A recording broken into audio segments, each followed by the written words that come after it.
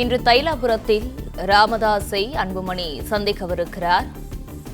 இது குறித்தான கூடுதல் விவரங்களோடு இணைந்திருக்கிறார் செய்தியாளர் பாண்டியராஜன். பாண்டியராஜன், இந்த சந்திப்பு குறித்தான முழு விவரங்களையும் வழங்கல.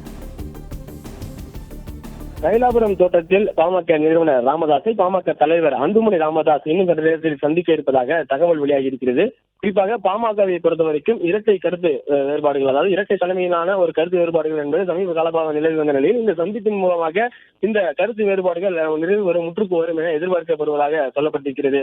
குறிப்பாக அன்புமணி ராமதாஸ் அவர்களுடைய ஆதரவாளர்கள் பாமக நிறுவனர் ராமதாஸ் அவர்கள் அவருடைய பொறுப்பில் இருந்து தொடர்ச்சியாக நீக்கிக் கொண்டே வந்தார். அவருக்கு பதிலாக ராமதாஸ் அவர்களுடைய ஆதரவாளர்களுக்கு அந்த கட்சியினுடைய பொறுப்புகள் வழங்கப்பட்டு வந்தது.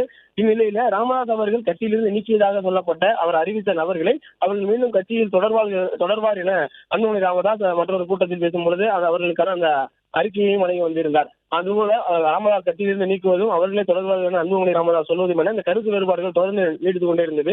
பெரும் இந்த சித்திரை முள்ளிழவு திருவிழாவின் போது கூட ராமதாஸ் அவர்கள் மேடையில் பேசியது, அதன் பிறகு அதற்கு முன்பாக நடைபெற்ற ஒரு நிகழ்வில் அன்புமணி ராமதாஸ் அவர்கள் மேடையில் பேசியது, அந்த இருவருக்கும் இடையேயான அந்த கருத்து வேறுபாடுகள் என்பது நீடித்துக் கொண்டே இருந்த நிலையில கட்சியினுடைய நிர்வாகிகள், மூத்த நிர்வாகிகள், முக்கிய நிர்வாகிகள் இருதரப்பினர் இருவரிடமே பேச்சுவார்த்தை நடத்தியதாக சொல்லப்படுகிறது.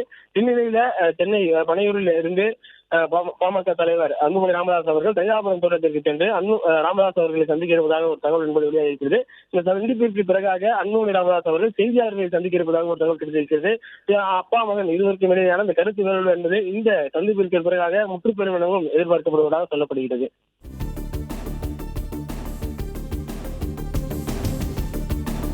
பிளே ஸ்டோர் மற்றும் ஆப் ஸ்டோரில் இருந்து பாலிமர் செயலியை QR கோடு மூலம் பதிவிறக்கம் செய்யுங்கள்.